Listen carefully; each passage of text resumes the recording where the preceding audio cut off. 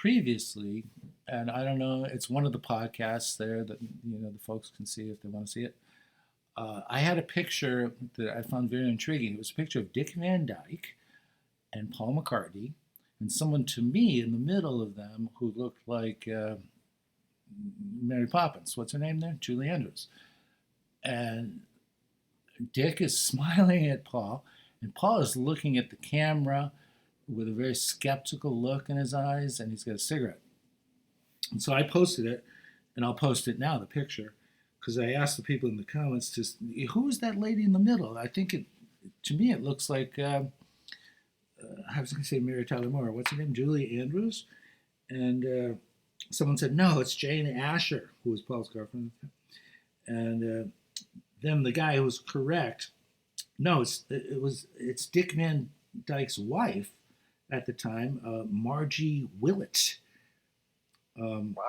Because I had thought that Dick had gone to the set of A Hard Day's Night with Mary Poppins to ask Paul if the Beatles would appear on an episode of the Dick Van Dyke Show, because ultimately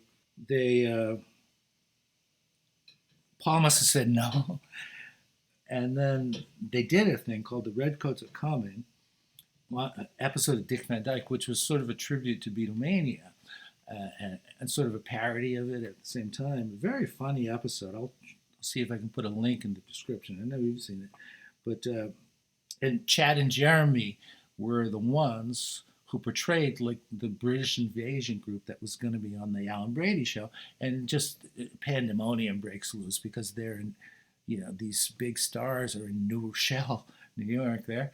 And they have to stay at Dick and Laura's house, and the kids find out, and they run in and they tear the place apart. But anyway, it's a really good episode. Right. They ran out of the living room carrying pillows, cushions, yeah. and the famous hassock that Dick would trip over every start of every episode. Yeah, they ransacked the place for souvenirs. I saw Dick Van Dyke I think he was on Dick Cavett show in the early 70s. And, I don't know, Dick Cavett, he's like, he mentioned that, tripping over the ottoman.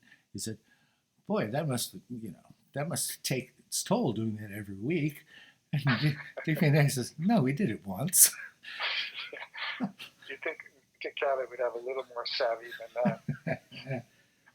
We should point out that Dick Van Dyke turned up 100 last year, so he has endured. That's true. He did turn 100 in, I think it was December 13th.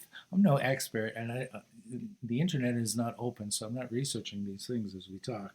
But I think it was December 13th, and, God bless him, because he was, when I used to skip school, his show was in syndication like at 10 a.m., and that was it. I'd watch that and, eat ice cream. Those were the days. I heard an interview with Chad. What's his name? Not Chad Everett. That's like the guy from the Doctor Show. Chad from Chad and Jeremy, where he talks about that episode, and he says some interesting things about it. And I think it was him. He improvised one line, which is one of the best lines in the show. They're at the house, staying with Rob and Laura, and I do believe it was Chad, but it may have been Jeremy. Who knows the difference? Like Peter and Gordon. Who the hell?